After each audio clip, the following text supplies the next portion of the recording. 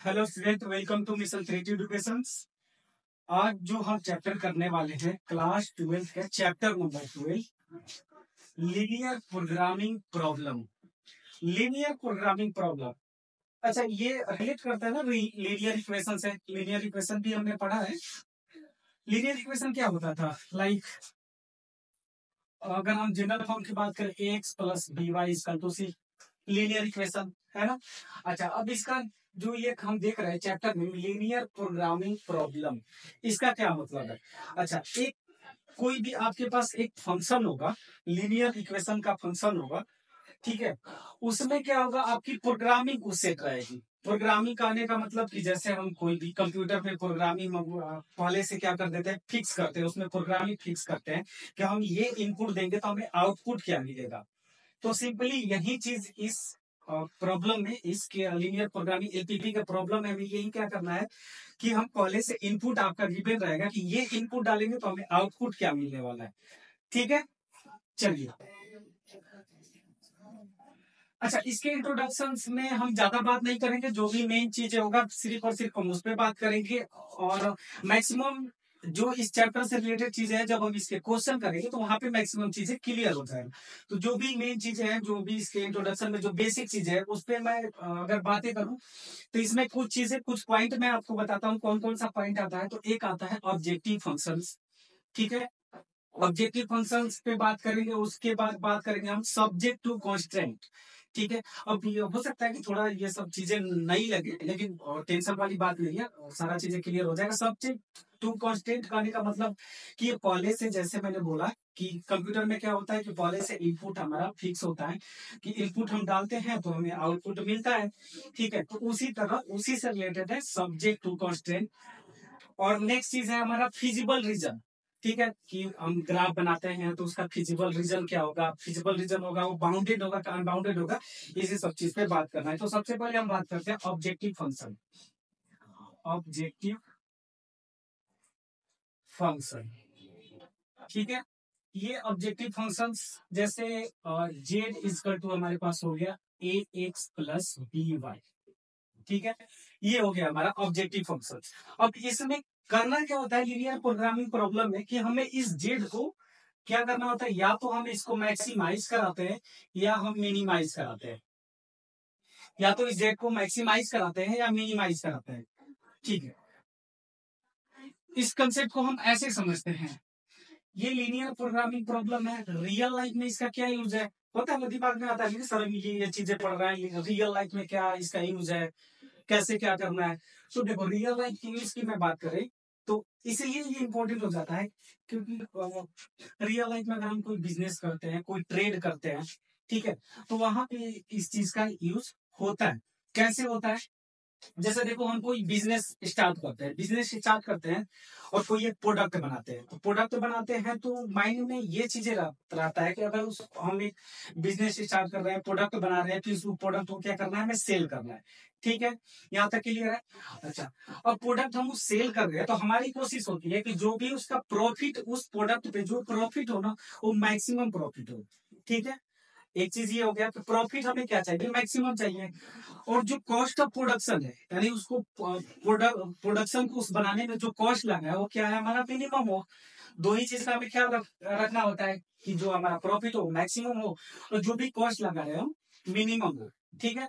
समझ में आ गया मैक्सिमाइज मिनिमाइज का क्या मतलब होता है, ठीक है। नेक्स्ट हम देखते हैं कि यहाँ पे हम जेड को क्या करते हैं, मैक्सिमाइज करते हैं या मिनिमाइज करते हैं, ठीक है। अब यहाँ पे एक चीज आता है, नेक्स्ट चीज सब्जेक्ट टू कांस्टेंट। कांस्टेंट्स, पीछे मैंने जिक्र किया था इसका कि सब्जेक्ट टू कांस्टेंट्स क्या होता है। तो यही ये चीज, इसको हम ऐसे भी बोल सकते हैं कि ये क्या है, लिमिटेशन है, लिमिटेशंस है, या फिर इसको हम कंडीशंस भी बोल सकते हैं, कंडीशंस, ठीक है। सब्जेक्ट टू कांस्टेंट का मतलब यही है कि आपको कुछ लिमिट दिया गया है, कुछ कंडीशन दिया गया है, उसी के अकॉर्डिंग आपको चलना है, उसके बाहर आप नहीं सोच सकते। आते हैं हम एग्जांपल पे, जैसे हमने ऑब्जेक्टिव फंक्शन लिया है, यहाँ पे हम समझते हैं कि चलो एक ये हम क्या करते हैं, एक ये मार्कर का प्रोडक्शन करते हैं। ठीक है, अब इस मार्कर का प्रोडक्शन में कॉस्ट ऑफ प्रोडक्शन होगा, कुछ इसका कॉस्ट आएगा बनाने में। उसके बाद इसको क्या करना है, हमें सेल करना है। तो सेल करने के लिए हमें इस पे मैक्सिमम प्रॉफिट चाहिए, यानी प्रॉफिट को हमें क्या करना पड़ेगा, मैक्सिमाइज कराना पड़ेगा। ठीक है, तो हम क्या करते हैं कि कॉस्ट ऑफ प्रोडक्शन हमें मिनिमाइज करना है। तो हम कोशिश क्या करेंगे कि जो भी इसमें मटेरियल लगा है, जो भी रॉ मटेरियल लगा है, वो क्या है, कम से कम दाम वाला रॉ मटेरियल लगाओ, तो इसका कॉस्ट ऑफ प्रोडक्शन अपने आप ही कम हो जाएगा। ठीक है, कॉस्ट ऑफ प्रोडक्शन कम हो जाएगा और फिर कुछ कंडीशन को देखते हुए हम क्या करेंगे, मैक्सिमम प्रॉफिट लाने की ये करेंगे। ठीक है, तो वहीं पे यहाँ पे कंडीशन अब क्या होता है कि मान लो कि ये जो है एक मार्कर, मतलब ए जो है ये नंबर ऑफ मार्कर्स है, और एक्स जो है ये है कॉस्ट प्रोडक्शन, मतलब मार्कर बनाने में कितना कॉस्ट लगा है।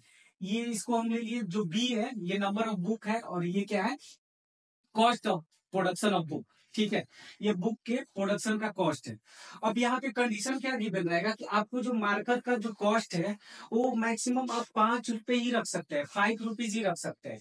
ठीक है, उससे ज्यादा नहीं रख सकते हैं। सो यही चीज आ जाता है कॉन्स्टेंट में या लिमिटेशन में या कंडीशन में, या यहाँ पे दे देगा कि जो एक बुक का जो कॉस्ट है आप 7 रुपीज से ज्यादा नहीं रख सकते, या तो 7 रख सकते हैं या 7 से ज्यादा नहीं रख सकते। सो दिस इज लिमिटेशन, और इसी को हम बोलते हैं सब्जेक्ट टू कांस्टेंट। चलो इसको लिखते कैसे हैं, तो जैसे एक्स हम या तो 4 रख सकते हैं या 4 से ज्यादा, या 5 रख सकते हैं या 5 से ज्यादा। ये हमारा लिमिट दे दिया गया है, इस लिमिट से आप बाहर नहीं सोच सकते। इस पे आपको क्या करना है, प्रॉफिट को मैक्सिमम रखना है, अपने प्रॉफिट को क्या करना है, मैक्सिमम रखना है।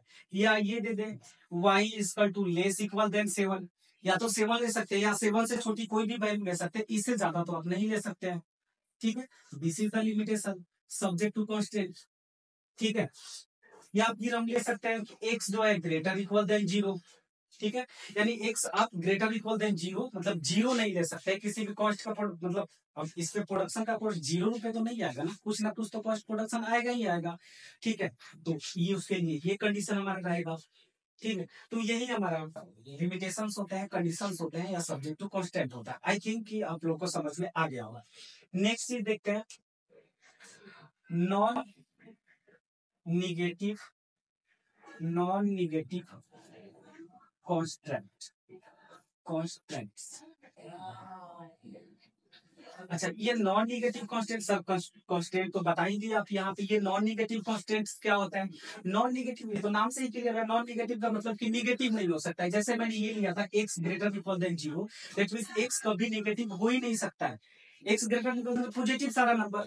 ठीक है, तो इसमें क्या आ जाता है, एक्स ग्रेटर इक्वल देन 0 और वाई ग्रेटर इक्वल देन 0, ये दो जो कांस्टेंट है, यानी ये दो लिमिट है, ये कहलाता है नॉन निगेटिव कांस्टेंट्स। ठीक है, तो हमारा क्या हो गया, ऑब्जेक्टिव फंक्शन हो गया, सब्जेक्ट टू कांस्टेंट हो गया। अब आते हैं थर्ड। थर्ड अभी क्या देखना है, तो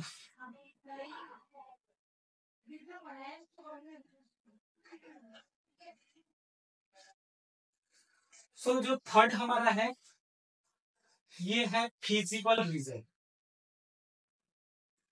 फिजिबल रीजन, ठीक है, फिजिबल रीजन। अच्छा, ये फिजिबल रीजन भी होगा, ये दो तरीके से हो जाता है, एक होता है बाउंडेड रीजन, एक अनबाउंडेड रीजन। तो अभी सारा समझते हैं। जैसे हम कोई भी लीनियर इक्वेशन का ग्राफ बनाते हैं, ठीक है, ये हमारा ग्राफ रहा। ग्राफ में हम क्या देखते हैं कि ये जो रीजन है ग्राफ के अकॉर्डिंग, ये वाला रीजन हमारा बन रहा है ग्राफ के इस पॉइंट पे, इस पॉइंट पे, इस पॉइंट पे। ठीक है, ये वाला जो रीजन है, ये जो रीजन मैंने ये डॉटेड लाइन से दिखाया है, ये जो रीजन है ये कहलाता है हमारा feasible region. Feasible region, feasible region. So और फिजिबल रीजन के अलावा बाकी के जो रीजन है वो कहलाता है infeasible region. This is the feasible region. इसके अलावा जो भी रीजन है इस पार्ट में वो हो गया इनफिजिबल रीजन। ठीक है, अच्छा, ये बाउंडेड भी है, देखो चारों तरफ से ये इसकी बाउंड्री है, तो this is bounded reason. Unbounded की बात करें तो अनबाउंडेड की यहाँ भी बात कर लेते हैं। जैसे हमने लीनियर इक्वेशन का ग्राफ ड्रॉ किया, कुछ इस तरह से हमारा ग्राफ है। ठीक है, और ग्राफ में जो रीजन हमने ग्राफ के अकॉर्डिंग ये किया, क्वेश्चन के अकॉर्डिंग, तो ये रीजन हमारा है। तो ये फिजिबल रीजन तो है, बट ये क्या है, अनबाउंडेड रीजन, इसकी कोई बाउंड्री नहीं है कहां तक जाए। This is the unbounded region, unbounded region, unbounded region. I think ये भी चीज आप लोगों को क्लियर होगा। ठीक है, इतना ही चीजें हैं, बाकी हम क्वेश्चन करते हैं, क्वेश्चन से ज्यादा क्लियरिटी होगा। और आई होप कि ये भी चीजें आप लोगों को समझ में आया होगा, ज्यादा ये हार्ड नहीं है। ठीक है, तो अब हम चलते हैं इस एक्सरसाइज के क्वेश्चन के तरफ। तो एक क्वेश्चन करके देखते हैं, वहां से क्लियर होगा। तो चलिए अब हम करते हैं ये एक्सरसाइज 12.1 का क्वेश्चन नंबर 1। क्या है क्वेश्चन में, solve the following linear programming problem graphically. ठीक है, हमें ये जो ऑब्जेक्टिव फंक्शन दे रखा है z equal to 3x plus 4y, उसको क्या करना है, मैक्सिमाइज करना है। ठीक है, और इंट्रोडक्शन वाले वीडियो में भी मैंने बताया था कि हम ऑब्जेक्टिव फंक्शन को क्या करते हैं, या तो मैक्सिमाइज करते हैं या मिनिमाइज करते हैं। ठीक है, उसके बाद क्या दे रखा है, सब्जेक्ट टू द कांस्टेंट। ठीक है, इसके भी हम इंट्रोडक्शन पार्ट में जिक्र किए थे कि सब्जेक्ट टू कांस्टेंट क्या होता है। तो ये लिमिट होता है, कि इस लिमिट को ध्यान में रखते हुए हमें क्या करना है, इस ऑब्जेक्टिव फंक्शन को मैक्सिमाइज करना है। ठीक है, चलिए तो अब हम देखते हैं। सो जो हमारे पास ऑब्जेक्टिव फंक्शन है z equal to 3x plus 4। ठीक है, इसको हमें क्या करना है, मैक्सिमाइज करना है। ठीक है, जो हमारे पास कंडीशन दे रखा है x plus y less equal that, इसको हमने क्या लिखा, x plus y equal to 4 है। ठीक है, अब हम इससे क्या कर लेते हैं, ग्राफ के लिए प्लॉट कर देते हैं। एक्स और वाई, यहाँ पे एक्स की वैल्यू हम 0 रखे, वाई 4 आया। एक्स अगर वाई 4 रखते हैं तो हमारा क्या, सॉरी एक्स हम 4 रखते हैं तो वाई हमारा क्या है, 0 है। इसको ग्राफ से हम प्लॉट कर लेते हैं। 1 2 3 4, 1 2 3 4, दिस इज ओरिजिन जी। ठीक है, अब देखो ये वाला लिमिट था, हमने ले लिया, ये दो लिमिट का क्या, अच्छा ये जो दो लिमिट बताता है, ये इंट्रोडक्शन पार्ट में मैंने इसके बारे में बताया था कि ये जो होते हैं नॉन निगेटिव कांस्टेंट होते हैं। और ये बताता है कि जो भी हमारा ग्राफ बनेगा, जो भी हमारा फिजिबल रीजन होगा, ये फर्स्ट क्वाड्रेंट में होगा।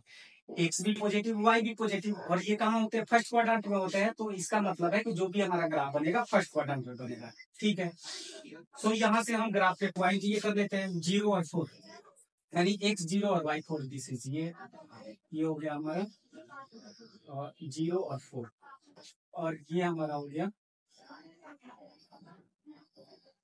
x 4 है और y 0 है। सॉरी आई थिंक मैंने उल्टा लिख दिया, यहाँ पे हो जाएगा ये y 4 है तो ये हो जाएगा 0 और 4, और ये हो जाएगा 4,0। ठीक है, अब यहाँ से हम ग्राफ ड्रॉ कर लेते हैं। तो ये कुछ ऐसा ग्राफ हमारे बना। ठीक, अब इस पॉइंट को नेम कर लेते हैं। तो ये ए पॉइंट हो गया, ये बी पॉइंट हो गया, और ये ओ है। ठीक है, तो जो हमारा फिजिबल रीजन बना वो ए बी ओ, ए बी ओ। ठीक है, यानी the feasible region is A B O. ठीक है, ये हमारा फिजिबल रीजन हो गया। ठीक है, अब इससे आगे यहाँ पे देख लेते हैं। अब हमें क्या करना है, इसको मैक्सिमाइज करना है। तो मैक्सिमाइज करने के लिए हमारे पास कौन कौन से पॉइंट है, ए बी और ओ। ठीक है, हमें मैक्सिमाइज करना है z equal to 3x plus 4y। 1 by 1 हम सारे पॉइंट पे चेक कर लेते हैं। तो एट पॉइंट या ऑन पॉइंट ए। ठीक है, ए हमारा क्या है, 0,4। ठीक है, यानी x 0 है और y क्या है, 4 है। तो ये वाला वैल्यू उसमें पुट करते हैं। तो z equal to 3 into 0 plus 4 into 4। तो z की वैल्यू आई थिंक यहाँ से है 16। ठीक है, अब हम कर देते हैं ऑन पॉइंट ओ। ओ पे क्या है, एक्स भी जीरो है वाई भी जीरो, क्योंकि ये ओरिजिन है। तो जेड इक्वल टू क्या हो जाएगा 3 × 0 + 4 × 0। तो यहाँ से जेड की वैल्यू है 0। ठीक है, एक और पॉइंट बचा है हमारे पास, ऑन पॉइंट बी। बी क्या है हमारा 4, 0। ठीक है, तो जेड इक्वल टू क्या हो जाएगा 3 × 4 + 4 × 0। तो ये जो वैल्यू है हमारे Z/12। ठीक, अब ये जेड की 3 वैल्यू है, ये तीनों पॉइंट पे। ये फिजिबल रीजन था हमारा, फिजिबल रीजन का पॉइंट ये था, और तीनों पॉइंट पे हमने चेक किया जेड की equal to 16, z equal to 0 और जेड इक्वल टू 12।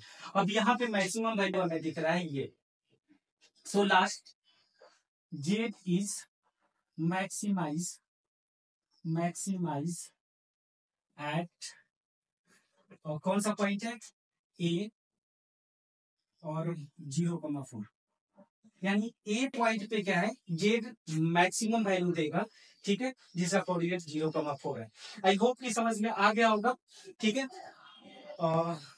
फिर मिलते हैं नेक्स्ट वीडियो में अगला क्वेश्चन लेके। Thank you.